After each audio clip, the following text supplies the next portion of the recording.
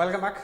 നമ്മൾ ഇൻട്രസ്റ്റിനെ കുറിച്ചാണ് ഡിസ്കസ് ചെയ്തുകൊണ്ടിരുന്നത് അല്ലേ. ഇൻട്രസ്റ്റിൻ്റെ ബേസിക് ആയിട്ടുള്ള കുറേ കാര്യങ്ങൾ റൗണ്ടിങ് ഓഫ് എന്ന് പറയുന്ന സാധനം വളരെ ഇമ്പോർട്ടൻ്റ് ആണ്. കാരണം ഇൻട്രസ്റ്റിനകത്ത് എല്ലാത്തിനകത്തും കയറി വരുന്ന ആ റൗണ്ടിങ് ഓഫിൻ്റെ പ്രൊസീജിയറും കൂടെയാണ്. സോ ആ റൗണ്ടിങ് ഓഫ് എന്താണ്, 3 ടൈപ്പ് ഓഫ് റൗണ്ടിങ് ഓഫിനെ കുറിച്ചാണ് നമ്മൾ ഇൻട്രസ്റ്റിനകത്ത് കാൽക്കുലേറ്റ് ചെയ്യുന്നതിനെ കുറിച്ച് നമ്മൾ ഡിസ്കസ് ചെയ്തേ.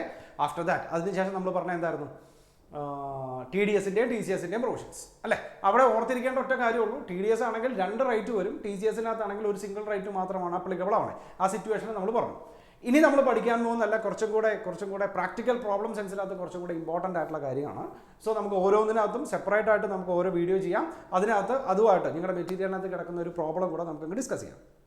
Okay, so first one, interest four default in furnishing return of income.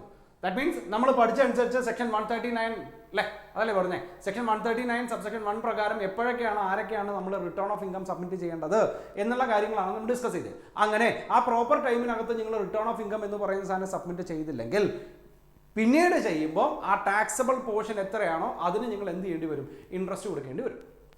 Situation മനസ്സിലായല്ലോ. സോ ഇവിടെ റിട്ടേൺ ഓഫ് ഇൻകം എന്ന് പറയുന്നതിൻ്റെ കേസിനകത്ത് 2 സെപ്പറേറ്റ് ട്രീറ്റ്മെൻറ്റുകളാണ് നിങ്ങൾക്ക് പറഞ്ഞത്.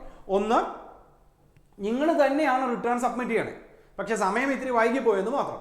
അതായത് നിങ്ങളുടെ റിട്ടേൺ ഓഫ് ഇൻകം എത്രയാണെന്ന് കാൽക്കുലേറ്റ് ചെയ്ത്, നിങ്ങളുടെ ടാക്സ് ലൈബിലിറ്റി എത്രയാണെന്ന് കാൽക്കുലേറ്റ് ചെയ്ത്, നിങ്ങൾ സെൽഫ് അസസ്മെൻറ്റ് നടത്തി നിങ്ങൾ ഏത് സബ്മിറ്റ് ചെയ്യാൻ വൈകി, റിട്ടേൺ ഓഫ് ഇൻകം എന്ന് പറയുന്ന സാധനം സബ്മിറ്റ് ചെയ്യാൻ വൈകി. സോ നിങ്ങൾ ആ റിട്ടേണിനെ കുറിച്ച് ഒന്ന് ആലോചിച്ച് നോക്കിയേ. ആ റിട്ടേണിനകത്ത് നിങ്ങളുടെ ടാക്സ് ലൈബിലിറ്റി എത്രയാണെന്ന് തന്നിട്ടുണ്ടാവും അല്ലേ. ആ റിട്ടേണിനകത്ത് അല്ലെങ്കിൽ നമ്മൾ കാൽക്കുലേറ്റ് ചെയ്തിട്ടുണ്ടാവും ആ ടാക്സ് ലൈബിലിറ്റി എത്രയാണെന്ന്. സോ അവിടെ നിങ്ങൾ ടാക്സ് അടയ്ക്കുന്ന നേരത്ത് ആ ഇൻട്രസ്റ്റും കൂടെ ചേർത്ത് വേണം നിങ്ങൾ എന്തായിട്ട് അടയ്ക്കാൻ, ടാക്സ് അടയ്ക്കാൻ.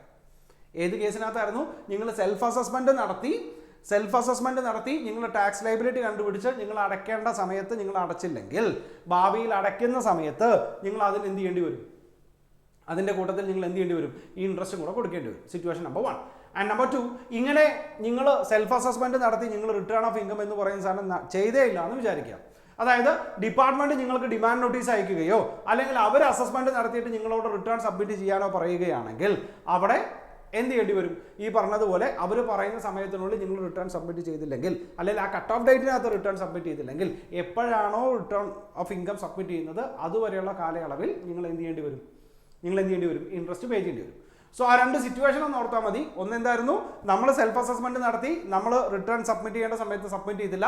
സോ നമ്മൾ എപ്പോഴാണോ സബ്മിറ്റ് ചെയ്യുന്നത് അതുവരെയുള്ള കാലയളവിൽ നമ്മൾ ഇൻട്രസ്റ്റ് അടയ്ക്കേണ്ടി വരും. ഇനി നമ്മൾ സബ്മിറ്റേ ചെയ്തില്ല എന്ന് വിചാരിക്കുക.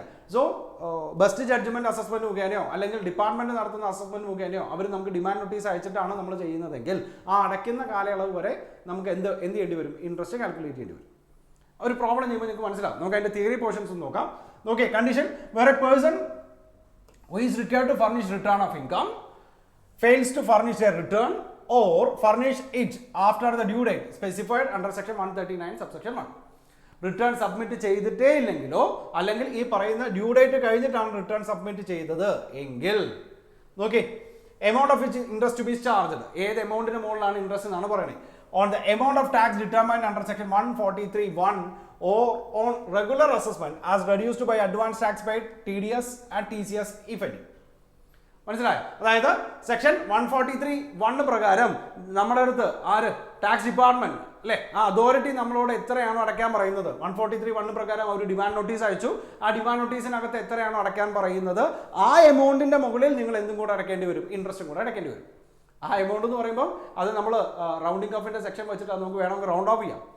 ഏതിലോട്ട്, 100ലോട്ട് റൗണ്ട് ഓഫ് ചെയ്യാം. എന്നിട്ട് നിങ്ങൾ എന്ത് ചെയ്താൽ മതി, അതിൻ്റെ മുകളിൽ ഇൻട്രസ്റ്റ് അടച്ചാൽ മതി. സോ നിങ്ങളൊരു അസസിയാണ്, നിങ്ങൾ അടയ്ക്കേണ്ട അല്ലെങ്കിൽ റിട്ടേൺ സബ്മിറ്റ് ചെയ്യേണ്ട സമയത്ത് റിട്ടേൺ സബ്മിറ്റ് ചെയ്തിട്ടില്ല അല്ലെങ്കിൽ വൈകിയാണ് റിട്ടേൺ സബ്മിറ്റ് ചെയ്തിട്ടില്ല എന്ന് വിചാരിക്കുക.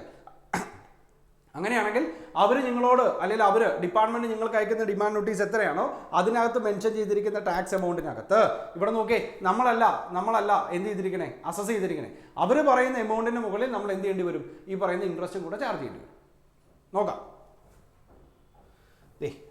That means tax determined under section 143 subsection 1 or on regular assessment അല്ലേ, ആ ടാക്സ് ലൈബിലിറ്റി എത്രയാണോ അത്രയും, അതിൽ നിന്ന് ഏതെങ്കിലും തരത്തിലുള്ള റിലീഫ് 89, 90, 98, 91 ഓക്കെ, ഈ 4 റിലീഫ് ഏതെങ്കിലും അവൈലബിൾ ആണെങ്കിൽ നമുക്ക് റിലീഫ് ക്ലെയിം ചെയ്യാം.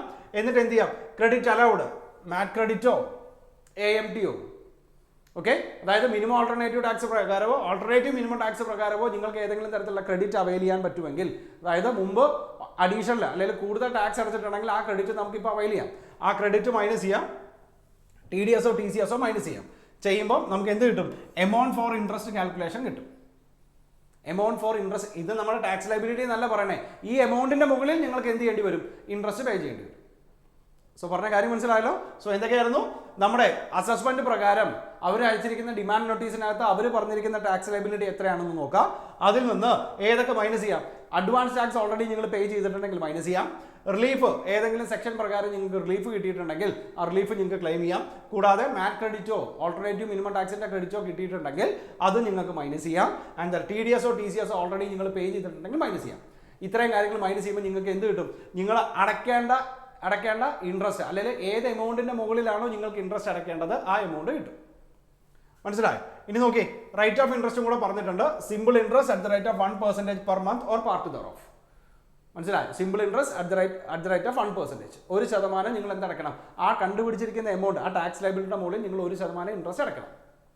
മനസ്സിലായി? ഇനി നോക്കി, period for every month or part of the month കമൻസിംഗ് from the day immediately following the due date for the furnishing of return for the relevant assessment year. മനസ്സിലായി? എന്നാണോ cut off date കഴിയുന്നത് അത് തുടങ്ങി അടുത്ത ദിവസം തൊട്ട്. ഇനി where the return is furnished after due date of furnishing return. Due date കഴിഞ്ഞിട്ട് നിങ്ങൾ സ്വമേധയാ റിട്ടേൺ സബ്മിറ്റ് ചെയ്യണമെന്ന് വിചാരിക്കുക. സോ ആ ഡ്യൂ ഡേറ്റ് കഴിഞ്ഞ അടുത്ത ദിവസം തൊട്ട് എന്നാണോ നിങ്ങൾ റിട്ടേൺ സബ്മിറ്റ് ചെയ്യുന്നത് ആ ദിവസം വരെ എന്ത് ചെയ്യണം? ഇൻട്രസ്റ്റ് പേ ചെയ്യണം. ഇനി where the return is not furnished at all, നിങ്ങൾ എന്ത് ചെയ്തിട്ടേ ഇല്ല, റിട്ടേൺ സബ്മിറ്റേ ചെയ്തിട്ടില്ല എന്ന് വിചാരിക്കുക. അങ്ങനെ വരുന്ന സാഹചര്യത്തിൽ date of completion of assessment under section 144. That means assessment ആരുടെ ഡിപ്പാർട്ട്മെന്റ് നടത്തുന്ന ബെസ്റ്റ് ജഡ്ജ്മെന്റ് അസസ്മെന്റ് പ്രകാരം എത്രയാണോ അല്ലെങ്കിൽ എപ്പോഴാണോ അവർ അസസ് ചെയ്യുന്നത് അത്രയും കാലയളവിൽ നിങ്ങൾ എന്ത് ചെയ്യേണ്ടി വരും? ഇൻട്രസ്റ്റ് പേ ചെയ്യേണ്ടി വരും. സോ ശ്രദ്ധിക്കേണ്ട സാധനം, അവർ പറയുന്ന ടാക്സ് ലൈബിലിറ്റി എത്രയാണോ അതിൽ നിന്ന് ഈ പറയുന്ന പോലെ ക്രെഡിറ്റോ റിലീഫോ അഡ്വാൻസ് ടാക്സോ TCS ഓ TDS ഓ എല്ലാം മൈനസ് ചെയ്ത് എത്ര രൂപയുടെ മുകളിലാണോ നമുക്ക് ഇൻട്രസ്റ്റ് അടയ്ക്കേണ്ടത് ആ എമൗണ്ട് കിട്ടും. ഇനി എത്ര റേറ്റാ? 1% നമ്മൾ അടയ്ക്കേണ്ടത്. ഒരു മാസം 1% നിങ്ങൾ അതിൻ്റെ ഇൻട്രസ്റ്റ് അടയ്ക്കണം. ഇനി എത്ര കാലയളവിൽ നിന്നാണ് പറഞ്ഞിരിക്കുന്നത്? നിങ്ങൾ ഡ്യൂ ഡേറ്റ് കഴിഞ്ഞ് സ്വമേധയാ റിട്ടേൺ സബ്മിറ്റ് ചെയ്യുകയാണെങ്കിൽ ഡ്യൂ ഡേറ്റ് തൊട്ട് ആ റിട്ടേൺ സബ്മിറ്റ് ചെയ്യുന്ന ഡേറ്റ് വരെ. ഇനി നിങ്ങൾ റിട്ടേൺ സബ്മിറ്റേ ചെയ്യുന്നില്ലെങ്കിൽ date of completion of assessment. മനസ്സിലായി? എന്നാണോ ഈ പറയുന്ന അതോറിറ്റിയുടെ അസസ്മെന്റ് പ്രൊസീജിയർ തീരുന്നത് അതുവരെയുള്ള ഇൻട്രസ്റ്റ് നിങ്ങൾ പേ ചെയ്യണം. നോക്കാം. ഓക്കെ, ഇതുമായിട്ട് ബന്ധപ്പെടുത്തി കുറച്ച് നോട്ട്സ് കൂടെ പറയുന്നുണ്ട്. For the purpose of self assessment under section 140A, interest shall be calculated on tax liability as declared in the return by the assessee. ഇത്രയും നേരം പറഞ്ഞെല്ലാം അവര് നമ്മളുടെ മുകളിൽ ചാർജ് ചെയ്യുന്ന അല്ലേ? ഇവിടെ നമ്മൾ സ്വമേധയാ എന്ത് നടത്തിയിട്ടുണ്ട്? അസസ്മെന്റ് നടത്തിയിട്ടുണ്ട്. അതായത് 2 സിറ്റുവേഷൻ പറഞ്ഞായിരുന്നു. അതിനകത്ത് രണ്ടാമത്തെ സിറ്റുവേഷനാണ് ഇത്രയും നേരം നമ്മൾ ഡിസ്കസ് ചെയ്തത്. ആരാ? ടാക്സ് അതോറിറ്റി നമ്മളോട് പറയുന്ന എമൗണ്ടിന് മുകളിൽ നമ്മൾ ഇൻട്രസ്റ്റ് ചാർജ് ചെയ്യുന്നു. ഇനി അങ്ങനെയൊന്നുമില്ല, നമ്മൾ നോർമൽ കേസിനകത്ത് നമ്മൾ ടാക്സ് ലൈബിലിറ്റി കണ്ടുപിടിച്ചു, റിട്ടേൺ സബ്മിറ്റ് ചെയ്യാനുള്ള ഡേറ്റ് കുറച്ചൊന്ന് വൈകിപ്പോയി. അങ്ങനെ വരുന്ന നേരത്ത് ഓക്കെ, നമ്മുടെ four the purpose of self assessment under section 140A, interest shall be calculated on tax liability as declared in the return. നമ്മളാണ് റിട്ടേൺ സബ്മിറ്റ് ചെയ്യണേ. സോ ആ റിട്ടേൺ സബ്മിറ്റ് ചെയ്യുന്നതിനകത്ത് സെൽഫ് അസസ്മെന്റ് പ്രകാരം എത്ര രൂപയാണോ നിങ്ങൾ ടാക്സ് ലൈബിലിറ്റി കാണുന്നത് ആ tax ലൈബിലിറ്റിയുടെ മുകളിൽ നിങ്ങൾ എന്ത് ചെയ്യേണ്ടി വരും? റിട്ടേൺ സബ്മിറ്റ് ചെയ്യേണ്ടി വരും. മനസ്സിലായല്ലോ? ആദ്യത്തെ സിറ്റുവേഷൻ അവർ നമ്മളിലോട്ട് ചാർജ് ചെയ്തതാ, ആ എമൗണ്ട് ചെയ്യാം. ആൻഡ് ദ സെക്കൻഡ് വൺ, നമുക്ക് യാതൊരുവിധ ഇഷ്യൂസും അവരുടെ ഭാഗത്തു നിന്നുണ്ടായില്ല, നമ്മൾ കുറച്ച് വൈകിപ്പോയി. സോ നമ്മുടെ സെൽഫ് അസസ്മെന്റിനകത്തുള്ള ടാക്സ് ലൈബിലിറ്റി എത്രയാണോ അതിന്റെ മുകളിൽ നമുക്ക് എന്ത് ചെയ്യാം? ഈ പറയുന്ന ഇൻട്രസ്റ്റ് ചാർജ് ചെയ്യാം. മനസ്സിലായി? ആ പ്രോബ്ലം ചെയ്യുമ്പോൾ നിങ്ങൾക്ക് മനസ്സിലാവും. As interest liability under section 234A is different in case assessment by assessee himself, അതായത് സെൽഫ് അസസ്മെന്റ് ആണെങ്കിലോ, and the assessment made by the income tax authority. That means assessment under section 143(1) or regular assessment. Therefore, interest paid under section 234A at the time of self-assessment shall be reduced from the final interest liability under section 234A. അതായത് ഇപ്പം നേരത്തെ പറഞ്ഞതുപോലെ നമ്മൾ self assessment നടത്തി, നമ്മൾ interest calculate ചെയ്ത് നമ്മൾ ആ ഇൻട്രസ്റ്റ് ഗവൺമെന്റിലോട്ട് അടച്ചു, അതോറിറ്റിക്ക് അടച്ചു. അടുത്ത സമയത്ത് അവർ പറയുകയാണ് നിങ്ങളുടെ ടാക്സ് ലൈബിലിറ്റി ഇത്രയായിരുന്നില്ല, ഇതിനേക്കാൾ കൂടുതൽ നിങ്ങൾക്ക് ടാക്സ് ലൈബിലിറ്റി ഉണ്ട്, സോ ഇതിനേക്കാൾ കൂടുതൽ നിങ്ങൾക്ക് ഇൻട്രസ്റ്റ് അടയ്ക്കേണ്ടി വരും എന്ന് പറയുവാണെങ്കിൽ അവർ പറഞ്ഞിരിക്കുന്ന എമൗണ്ട് ഓഫ് ഇൻട്രസ്റ്റ് നമ്മൾ അടയ്ക്കണം. അതിനകത്ത് ഓൾറെഡി അടച്ച ഇൻട്രസ്റ്റ് മൈനസ് ചെയ്ത് ബാക്കി ഇൻട്രസ്റ്റ് അടച്ചാൽ മതി. മനസ്സിലായോ? ഒരു ഉദാഹരണം പറയുവാണെങ്കിൽ ജൂലൈയിലായിരുന്നു നമ്മുടെ കട്ട് ഓഫ് ഡേറ്റ് പറഞ്ഞത്. ജൂലൈ ലാസ്റ്റാണ് കട്ട് ഓഫ് ഡേറ്റ് പറഞ്ഞത്. ഇപ്പോൾ ഞാൻ എൻ്റെ ടാക്സ് ലൈബിലിറ്റി ഒരു 6 ലക്ഷം രൂപ എൻ്റെ ടാക്സബിൾ ഇൻകം ഉണ്ടായിരുന്നു. ഈ പറഞ്ഞ എല്ലാ ഈ അഡ്വാൻസ് ടാക്സും TDS TCS എല്ലാം മൈനസ് ചെയ്ത് ഞാൻ 10,000 രൂപയാണ് ടാക്സ് അടക്കേണ്ടിയിരുന്നത്. ജൂലൈയിൽ അടയ്ക്കണം. ഞാൻ ജൂലൈയിൽ അടച്ചില്ല. ഓഗസ്റ്റ്, സെപ്റ്റംബർ, നവംബർ 3 മാസം കഴിഞ്ഞിട്ടാണ് ഞാൻ അടയ്ക്കണമെന്ന് വിചാരിക്കുക. മനസ്സിലായി? 3 മാസം കഴിഞ്ഞ് ഞാൻ ഇതിൻ്റെ ഇൻട്രസ്റ്റ് സഹിതം അവർക്ക് അസസ് ചെയ്ത് ഞാൻ ടാക്സ് ലൈബിലിറ്റി കണ്ടുപിടിച്ച് ഇൻക്ലൂഡിങ് ഇൻട്രസ്റ്റ് ഞാൻ പേ ചെയ്തു. പേ ചെയ്തതിന് ശേഷം ഞാനിപ്പോൾ ഒരു 600 റുപ്പീസ് ഞാൻ ഇൻട്രസ്റ്റ് ആയിട്ട് പേ ചെയ്തിട്ടുണ്ടെന്ന് വിചാരിക്കുക. ഓക്കെ, അവർ പറഞ്ഞത് എനിക്ക് 6 ലക്ഷം രൂപയല്ല എൻ്റെ ടോട്ടൽ ഇൻകം പറഞ്ഞേ, അല്ലെങ്കിൽ എൻ്റെ ടാക്സ് ലൈബിലിറ്റി ഞാൻ കണ്ടുപിടിച്ചതുപോലെയല്ല, കുറച്ചും കൂടെ കൂടുതൽ വരും. സോ ഇൻട്രസ്റ്റ് ഞാൻ പേ ചെയ്യേണ്ടത് 600 രൂപ ആയിരിക്കില്ല, 700 രൂപയാണ് എന്നാണ് ഫൈനൽ അസസ്മെൻറ്റിനകത്ത് അവർ പറയുന്നത്. അങ്ങനെ വരുന്ന സാഹചര്യത്തിൽ ഞാൻ 700 പേ ചെയ്യണം. അതിനകത്ത് ഓൾറെഡി 600 ഞാൻ പേ ചെയ്തിരിക്കുന്നത് കൊണ്ട് ബാക്കി ഞാൻ എത്രയും കൂടെ പേ ചെയ്താൽ മതി, 100 റുപ്പീസ് ഇൻട്രസ്റ്റ് ആയിട്ട് കൂടെ അങ്ങ് പേ ചെയ്താൽ മതി. സിറ്റുവേഷൻ മനസ്സിലായല്ലോ? And the next one, the liability under section 234A B C is automatic and the question of granting opportunity of being heard does not arise. അതായത് ഈ പറഞ്ഞിരിക്കുന്ന പോലെ 234A പ്രകാരമോ B പ്രകാരമോ C പ്രകാരമോ നിങ്ങൾക്ക് ഇൻട്രസ്റ്റ് ചാർജ് ചെയ്യുക എന്ന് പറയുന്നത് ഓട്ടോമാറ്റിക്കലാണ്. അത് എന്തുകൊണ്ട് വൈകി, അല്ലെങ്കിൽ നിങ്ങൾക്ക് ഒരു ഓപ്പർച്യൂണിറ്റി ഓഫ് ബീങ് ഹെയർഡ് തരണം എന്നൊന്നും പറയുന്നതിനകത്ത് യാതൊരുവിധ പോസിബിലിറ്റിയും ഇല്ല. അടുത്തത്, demand notice for interest under section 234B C shall not issued unless the assessment order contains such levy. അതായത് ഇങ്ങനെ അടയ്ക്കണം എന്ന് പറഞ്ഞിട്ട് ഒരു ഡിമാൻഡ് നോട്ടീസ് പോലും അയക്കണം എന്നില്ല എന്നർത്ഥം. മനസ്സിലായി? നിങ്ങൾ റിട്ടേൺ ഓഫ് ഇൻകം സബ്മിറ്റ് ചെയ്യാൻ വൈകിയെങ്കിൽ നിങ്ങളുടെ ഉത്തരവാദിത്തമാണ് എന്ത് ചെയ്യുക എന്നുള്ളത്, ഇൻട്രസ്റ്റ് കാൽക്കുലേറ്റ് ചെയ്ത് ഇൻട്രസ്റ്റും കൂടെ അതിൻ്റെ കൂടെ പേ ചെയ്യുക എന്നുള്ളത്. അല്ലാതെ അവർ പറയുന്നത് വരെ വെയിറ്റ് ചെയ്യണം എന്നൊന്നും ആവശ്യമില്ല എന്നർത്ഥം. Okay, okay. റീ അസസ്മെന്റ്, അതായത് ഒരിക്കൽ അസസ്മെന്റ് നടത്തി എഗെയിൻ റീ അസസ്മെന്റ് ആണ് നടക്കുന്നതെങ്കിൽ ആ റീ അസസ്മെന്റിനകത്ത് നമുക്ക് എന്ത് ചെയ്യേണ്ടി വരും, ഇൻട്രസ്റ്റ് എന്ന് പറയുന്ന പോർഷൻ കയറി വരും. നമുക്ക് നോക്കാം. A return of income is required to be furnished due to notice under section 148 or 153A. അതായത് സെക്കൻഡ് ആൻഡ് സബ്സിക്വന്റ് അസസ്മെന്റ് എന്ന് പറയും.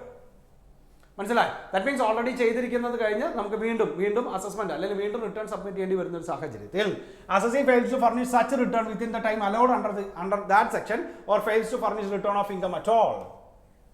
മനസ്സിലായി? അങ്ങനെ വരുന്ന സാഹചര്യത്തിൽ നമുക്ക് എന്ത് ചെയ്യാം, simple interest at the rate of 1% for every month. അതായത് ഫസ്റ്റ് അസസ്മെന്റ് എന്ന് പറയുന്ന പ്രൊസീജിയർ കംപ്ലീറ്റ് ആയി, പക്ഷെ അത് ക്ലിയർ ആയില്ലെങ്കിൽ നമുക്ക് സെക്കൻഡ് ആൻഡ് സബ്സിക്വന്റ് അസസ്മെന്റ് എന്ന് പറയുന്ന പ്രോസസ്സ് നടത്താം. ആ പ്രോസസ്സ് നടത്തി അവർ പറയുന്ന ഡേറ്റിനകത്ത് നമ്മൾ എന്ത് ചെയ്യണം, ഈ പറയുന്നത് പോലെ ടാക്സ് പേ ചെയ്യണം, റിട്ടേൺ സബ്മിറ്റ് ചെയ്യണം. ടാക്സ് പേ ചെയ്യണം എന്നല്ല, റിട്ടേൺ സബ്മിറ്റ് ചെയ്യണം. ഫസ്റ്റ് അസസ്മെന്റ് അല്ല, സെക്കൻഡ് അസസ്മെന്റ്. എന്ത് ഇഷ്യൂസ് കൊണ്ടാണല്ലോ.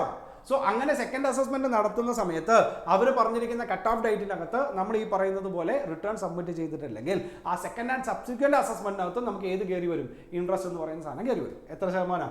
1% പെർ മന്ത്.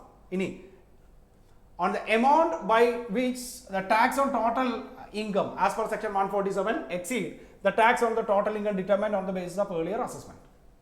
മനസ്സിലായി? അതായത് എത്രയാണോ സബ്സിക്വന്റ് അസസ്മെന്റിനകത്ത് നമുക്ക് ഉണ്ടായിരിക്കുന്ന ടാക്സ് ലൈബിലിറ്റി എത്രയാണോ കൂടുതൽ, ഇൻക്രിമെന്റൽ എത്രയാണോ ആ പോർഷന് മാത്രം നമ്മൾ എന്ത് ചെയ്താൽ മതി, ഈ പറയുന്ന പോലെ ഇൻട്രസ്റ്റ് ചാർജ് ചെയ്താൽ മതി.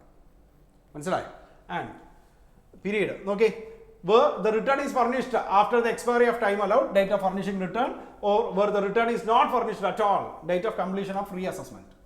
അവിടെ പറഞ്ഞതുപോലെ തന്നെ റിട്ടേൺ നിങ്ങൾ സബ്മിറ്റ് ചെയ്തിട്ടുണ്ടെങ്കിൽ ആ റിട്ടേൺ സബ്മിറ്റ് ചെയ്ത ഡേറ്റ് വരെ, ഇനി റിട്ടേൺ നിങ്ങൾ സബ്മിറ്റ് ചെയ്തിട്ടില്ലെങ്കിലോ ആ റീ അസസ്മെന്റ്, അവിടെയാണെങ്കിൽ അസസ്മെന്റ് കംപ്ലീറ്റ് ചെയ്യുന്നത് വരെ, ഇവിടെയാണെങ്കിൽ റീ അസസ്മെന്റ് എന്ന് പറയുന്ന സാധനം കംപ്ലീറ്റ് ചെയ്യുന്നത് വരെ. മനസ്സിലായി? സോ ഇത്രയും കാര്യങ്ങളാണ് നമുക്ക് സെക്ഷൻ 234A പ്രകാരം നമുക്ക് പഠിക്കാനുള്ളത്. എന്തൊക്കെയായിരുന്നു? റിട്ടേൺ കൃത്യസമയത്ത് റിട്ടേൺ ഓഫ് ഇൻകം സബ്മിറ്റ് ചെയ്തിട്ടില്ലെങ്കിൽ 1 മാസം 1% വെച്ച് നമുക്ക് എന്ത് കൊടുക്കേണ്ടി വരും, ഈ പറഞ്ഞതുപോലെ ഇൻട്രസ്റ്റ് കൊടുക്കേണ്ടി വരും. അവിടെ 2 കാര്യങ്ങൾ നിങ്ങൾ മനസ്സിലാക്കുക. ഏത് എമൗണ്ടിന്റെ മുകളിലാണ് ടാക്സ് ലൈബിലിറ്റി, അവർ പറയുന്ന tax liability minus TDS TCS ഈ പറയുന്ന അഡ്വാൻസ് ടാക്സ് റിലീഫ് എല്ലാം മൈനസ് ചെയ്യാം. ആ ബാലൻസ് എമൗണ്ടിനെ നമുക്ക് മൾട്ടിപ്പിൾ 100ന്റെ മൾട്ടിപ്പിളിലോട്ട് റൗണ്ട് ഓഫ് ചെയ്യാം. എന്നിട്ട് അതിന് 1 മാസം 1% വെച്ച് പലിശ കൊടുക്കണം. ഇനി നമ്മൾ സ്വമേധയാ സെൽഫ് അസസ്മെന്റ് ആണ് നടത്തുന്നതെങ്കിലോ നമ്മൾ കാൽക്കുലേറ്റ് ചെയ്തിരിക്കുന്ന ടാക്സിനകത്ത് നമ്മൾ ഓട്ടോമാറ്റിക്കലി ഇൻട്രസ്റ്റും കൂടെ വരും. ഇത് ഈ പറയുന്നത് സാധനം ഇൻട്രസ്റ്റ് എന്ന് പറയുന്ന സാധനം ഡിമാൻഡ് നോട്ടീസ് കിട്ടിയിട്ട് അടയ്ക്കേണ്ടതൊന്നുമല്ല. ഇത് നിങ്ങളുടെ ഉത്തരവാദിത്തമാണ്. നിങ്ങൾ അടയ്ക്കാൻ വൈകിയെങ്കിൽ ഇൻട്രസ്റ്റും കൂടെ ചേർത്ത് വേണം റിട്ടേൺ ഓഫ് ഇൻകം എന്ന് പറയുന്ന സാധനം സബ്മിറ്റ് ചെയ്യാൻ. മനസ്സിലായി? നമുക്കൊരു പ്രോബ്ലം നോക്കാം. അപ്പം നിങ്ങൾക്ക് കുറച്ചും കൂടെ മനസ്സിലാവും. ഓരോ സിറ്റുവേഷൻ സെപ്പറേറ്റ് ആയിട്ട് നോക്കാം. നോക്കി, due date of furnishing return mister എയുടെ കേസാണ്. 31 July date of filing return 4th ഡിസംബറിലാണ് നിങ്ങൾ റിട്ടേൺ സബ്മിറ്റ് ചെയ്യണേ. ജൂലൈ 31. സോ ജൂലൈ കഴിഞ്ഞാൽ August, September, October, November, December അല്ലേ, 5 മാസം വരും. ഡിസംബർ 4-ാം തീയതിയാണ് എന്നാൽ പോലും നമുക്ക് പാർട്ട് ഓഫ് മന്തിനെ എന്തായിട്ട് ട്രീറ്റ് ചെയ്യണം എന്നാണ് പറഞ്ഞത്, ഫുൾ മന്തായിട്ട് ട്രീറ്റ് ചെയ്യണം എന്നാണ് പറഞ്ഞത് അല്ലേ. സോ 5 മാസം വരും. ഇനി date of completion of assessment 1 മാർച്ചാണ്. അടുത്ത വർഷത്തെ 1 മാർച്ചിലാണ് date of completion of assessment പറഞ്ഞത്. നമുക്ക് അത്രയും വേണ്ട, നമ്മൾ എന്ത് ചെയ്തിട്ടുണ്ട്, റിട്ടേൺ സബ്മിറ്റ് ചെയ്തിട്ടുണ്ട് അല്ലേ. റിട്ടേൺ സബ്മിറ്റ് ചെയ്തിട്ടില്ലെങ്കിൽ മാത്രം ഏതുവരെ എടുത്താൽ മതി, date of completion of assessment മതി. ഇവിടെ റിട്ടേൺ നമ്മൾ സബ്മിറ്റ് ചെയ്തിട്ടുണ്ട്, അതുകൊണ്ട് 5 മാസം വരെ എടുത്താൽ മതി. ഇനി നോക്കിയേ, income as per return 5,80,000 assessed income. അതായത് നമ്മൾ റിട്ടേൺ സബ്മിറ്റ് ചെയ്തിരിക്കുന്ന 5,80,000 രൂപയ്ക്ക് മാത്രമാണ്. പക്ഷെ അവർ അസസ് ചെയ്തിട്ട് അവർ നമ്മളോട് നമ്മുടെ ഇൻകം ആയിട്ട് എത്രയാണ് പറഞ്ഞിരിക്കുന്നത്, 6,10,000 പറഞ്ഞിരിക്കുന്നത്. ഇവിടെയാണ് 2 സിറ്റുവേഷൻസിന് പറഞ്ഞത്. മനസ്സിലായി? എങ്ങനെയാ, അവർ പറയുന്ന എമൗണ്ടിന്റെ മുകളിലെ ഇൻട്രസ്റ്റ് ആണ് നമ്മൾ പേ ചെയ്യേണ്ടത്. പക്ഷേ റിട്ടേൺ സബ്മിറ്റ് ചെയ്യുന്ന നേരത്ത് നമ്മൾ എന്ത് ചെയ്യേണ്ടി വരും, നമ്മുടെ അസസ് ചെയ്യുന്ന ഇൻകം എത്രയാണോ അതിന്റെ ടാക്സ് അടക്കേണ്ടി വരും, അല്ലെങ്കിൽ അതിന്റെ ഇൻട്രസ്റ്റ് കൂടെ കൊടുക്കേണ്ടി വരും. മനസ്സിലായി? അതായത് ഇവിടെ 5,80,000 രൂപയാണ് നിങ്ങൾ നിങ്ങളുടെ റിട്ടേൺ ആയിട്ട് സബ്മിറ്റ് ചെയ്തിരിക്കണേ, നിങ്ങൾ നിങ്ങളുടെ റിട്ടേൺ ആയിട്ട് സബ്മിറ്റ് ചെയ്തു. പക്ഷേ അവർ അസസ് ചെയ്തിരിക്കുന്നത് എത്രയാണ്, 6,10,000 രൂപയാണ്. ഓക്കെ, സോ ഫസ്റ്റ് അവർ അടയ്ക്കാൻ പറഞ്ഞിരിക്കുന്ന ഇൻട്രസ്റ്റ് എത്രയാണെന്ന് കാൽക്കുലേറ്റ് ചെയ്യാം. അതിനു മുമ്പ് നോക്കിയേ, അഡ്വാൻസ് ടാക്സ് ഒരു 10,000 ഉണ്ട്, TDS ഒരു 10,000 ഉണ്ട്, tax paid along with the return 6,000 രൂപ നമ്മൾ അതിന്റെ കൂടെ ടാക്സ് ആയിട്ട് അടച്ചിട്ടുണ്ട്. മനസ്സിലായി? അതായത് അഡ്വാൻസ് ടാക്സും TDSും കൂടെ നമുക്ക് ഒരു 20,000 രൂപ കിട്ടും. നമുക്ക് ഓരോന്നും സെപ്പറേറ്റ് ആയിട്ടാണ് ചെയ്യാം. സോ നോക്കി, 5 മാസമാണ് അല്ലെ. അവർ പറഞ്ഞിരിക്കുന്ന ഇൻകം 6,10,000 രൂപയാണ്. ആ 6,10,000 സ്ലാബ് റേറ്റ് പ്രകാരം എത്ര രൂപ വരും, 35,500 രൂപ ടാക്സ് റേറ്റ് വരും. മനസ്സിലായി? ഏത് പ്രകാരം, 6,10,000 രൂപയാണ് മിസ്റ്റർ എ ഇൻഡിവിജ്വലാ. സോ ടാക്സ് സ്ലാബ് പ്രകാരം 34,500 രൂപ നമ്മുടെ എന്തായിട്ട് വരും, ടാക്സ് ലയബിലിറ്റി ആയിട്ട് വരും. അതിന്റെ കൂടെ 4% സെസ് ആഡ് ചെയ്യാം. നമുക്ക് എത്ര വരും, 35,880 രൂപയാണ് നമ്മൾ അടയ്ക്കേണ്ട ടാക്സ്. സിറ്റുവേഷൻ മനസ്സിലായല്ലോ? ആര് പ്രകാരം, അസസ്ഡ് ഇൻകം. അവർ അസസ് ചെയ്തിരിക്കുന്ന ഇൻകം പ്രകാരം നമ്മൾ 35,880 രൂപയാണ് ടാക്സ് ആയിട്ട് അടയ്ക്കേണ്ടത്. അതിനകത്ത് ഓൾറെഡി അഡ്വാൻസ് ടാക്സും TDSും കൂടെ നമ്മൾ 20,000 രൂപ അടച്ചിട്ടുണ്ട്. അങ്ങനെയാണെങ്കിൽ ഇനി ബാലൻസ് അടയ്ക്കേണ്ട എമൗണ്ട് എത്രയാണ്, 15,880. അതായത് ഈ എമൗണ്ടിന്റെ മുകളിൽ വേണം നമ്മൾ എന്ത് കാൽക്കുലേറ്റ് ചെയ്യാൻ, ഇൻട്രസ്റ്റ് കാൽക്കുലേറ്റ് ചെയ്യാൻ. 50,818 അവോയ്ഡ് ചെയ്യാം അല്ലേ. കാരണം എന്താ, ഫ്രാക്ഷൻ ഓഫ് ഹൺഡ്രഡ്സ് എന്ന് പറയുന്നത് നമുക്ക് വേണ്ടാന്ന് വെക്കാം. നമുക്ക് എത്ര വരും, 15,800 വരും. ഓക്കെ, ദാറ്റ് മീൻസ് ഈ പറയുന്ന 15,800-ന് 1% വെച്ച് എത്ര മാസം, 5 മാസം നമുക്ക് ഇൻട്രസ്റ്റ് ആയിട്ട് എത്ര വരും, 795 രൂപ വരും. ഇത് ആര് പറഞ്ഞതാ, അവർ അസസ് ചെയ്തത് ഇൻകം അല്ലേ. ഇനി നമ്മൾ സ്വമേധയാ നമ്മുടെ റിട്ടേൺ അടയ്ക്കുന്ന സമയമാണെന്ന് വിചാരിക്കുക. നമ്മൾ റിട്ടേൺ ആയിട്ട് എത്രയാണ് കാണിച്ചിരിക്കണേ, 5,80,000 രൂപയാണ് കാണിച്ചിരിക്കണേ. ആണോ, നമ്മുടെ റിട്ടേൺ ആയിട്ട് 5,80,000 രൂപയാണ് കാണിച്ചിരിക്കുന്നത്. സോ 5,80,000 വരും. അതിന്റെ ആ 5,80,000 ടാക്സ് ലയബിലിറ്റി എന്ന് പറയുന്നത് 28,500 റുപ്പീസ് വരും. മനസ്സിലായി? അതിന്റെ 4% സെസ്സും കൂടെ ആഡ് ചെയ്യുമ്പോൾ 29,640 വരും. ഇനി നോക്കി, അതിനകത്ത് നിന്ന് ഏത് മൈനസ് ചെയ്യാം, അഡ്വാൻസ് ടാക്സും TDSും കൂടെ പിടിച്ചാൽ 20,000 മൈനസ് ചെയ്താൽ ബാക്കി 9,640 വരും. 40 വേണ്ടാന്ന് വെക്കാം, 9,600 വരും. സോ നമ്മുടെ ഇൻട്രസ്റ്റ്, ദാറ്റ് മീൻസ് നമ്മൾ സ്വമേധയാ റിട്ടേൺ സബ്മിറ്റ് ചെയ്യുമ്പോൾ നമ്മൾ അടയ്ക്കേണ്ട ഇൻട്രസ്റ്റ് എന്ന് പറയുന്നത് എത്ര വരും, 480 വരും. മനസ്സിലായി? നമ്മൾ റിട്ടേൺ സബ്മിറ്റ് ചെയ്യുന്നത് 5,80,000-നാണ്. സോ ആ 5,80,000 നമ്മൾ അടയ്ക്കാൻ വൈകിയത് കൊണ്ട് നമ്മൾ റിട്ടേൺ സബ്മിറ്റ് ചെയ്യുമ്പോൾ 480 റുപ്പീസ് നമ്മൾ ഇൻട്രസ്റ്റ് ആയിട്ട് അടയ്ക്കണം. ഇനി അവർ അസസ് ചെയ്ത ഇൻകം പ്രകാരമുള്ളതാണെങ്കിൽ നമുക്ക് എത്ര അടയ്ക്കേണ്ടി വരും, 795 വരും. ഇനി അവർ അടയ്ക്കാൻ പറഞ്ഞ ഇൻട്രസ്റ്റ് നമ്മൾ അടയ്ക്കണം. അതിനകത്ത് ഓൾറെഡി നമ്മൾ റിട്ടേൺ സബ്മിറ്റ് ചെയ്യുമ്പോൾ ഇൻട്രസ്റ്റ് അടച്ചിട്ടുണ്ടെങ്കിൽ ആ എമൗണ്ട് മൈനസ് ചെയ്ത് ബാലൻസ് മാത്രം നമുക്ക് എന്തായിട്ട് അടച്ചാൽ മതി, റിട്ടേൺ ആയിട്ട് അടച്ചാൽ മതി. ചെയ്താൽ മനസ്സിലായി? ഇതേപോലെ തന്നെയാണ് എ ലിമിറ്റഡ്. ഇവിടെ എ ലിമിറ്റഡാ. സോ സ്ലാബ് ആയിരിക്കില്ല, 30% ആയിരിക്കും ടാക്സ് ലയബിലിറ്റി. മനസ്സിലായി? ഇവിടെ എ ലിമിറ്റഡ് ആണ്, സ്ലാബ് അല്ല, 30% ടാക്സ് ലയബിലിറ്റി വരും. ഇനി അടുത്തത് ബിയുടെ ഒരു പ്രത്യേകത എന്താണെന്ന് അറിയാമോ, ബി റിട്ടേണേ സബ്മിറ്റ് ചെയ്തിട്ടില്ല. അങ്ങനെ വരുന്ന സാഹചര്യത്തിൽ ബി എന്ത് ചെയ്യേണ്ടി വരും, നോക്കി കണ്ടോ, റിട്ടേണേ സബ്മിറ്റ് ചെയ്തിട്ടില്ലെങ്കിൽ ഏത് ഡേറ്റ് വരെ എടുക്കേണ്ടി വരും, എപ്പോഴാണോ അസസ്മെന്റ് തീരുന്നത് ആ ഡേറ്റ് വരെ എടുക്കേണ്ടി വരും. ദാറ്റ് മീൻസ് ജൂലൈ കഴിഞ്ഞാൽ August, September, October, November, December, January, February അല്ലേ. 7 മാസത്തെ ചെയ്യേണ്ടി വരും. സോ കാര്യങ്ങൾ മനസ്സിലായെങ്കിൽ ഈ പറഞ്ഞ ബാക്കിയുള്ള 2 ഒന്ന് വർക്കൗട്ട് ചെയ്ത് നോക്കുക. എളുപ്പമാണ്. ആ പറഞ്ഞ ടേംസും കാര്യങ്ങളും കണ്ടീഷൻസും എല്ലാം ഒന്ന് ഓർത്തിരുന്നാൽ മതി. ഇനി അടുത്ത വീഡിയോ നമ്മൾ എടുക്കാൻ പോകുന്നത് അഡ്വാൻസ് ടാക്സിനെ കുറിച്ചാണ്. സോ അഡ്വാൻസ് ടാക്സിന്റെ വീഡിയോ നല്ലപോലെ കാണുക. അഡ്വാൻസ് ടാക്സിന്റെ കട്ട് ഓഫ് ഡേറ്റും കാര്യങ്ങളൊക്കെ എത്രയാണെന്ന് നല്ലപോലെ മനസ്സിലാക്കുക. കാരണം എന്നാൽ മാത്രമേ എനിക്ക് അഡ്വാൻസ് ടാക്സിന്റെ ഇൻട്രസ്റ്റ് പഠിപ്പിക്കാൻ പറ്റുള്ളൂ. കേട്ടോ. സോ അഡ്വാൻസ് ടാക്സിൻ്റെ വീഡിയോ ഞാൻ ഗ്രൂപ്പിനകത്ത് ഇട്ടിട്ടുണ്ട്, അത് നല്ലപോലെ കാണാം. ഓക്കെ, സോ അടുത്ത വീഡിയോയിൽ കാണാം.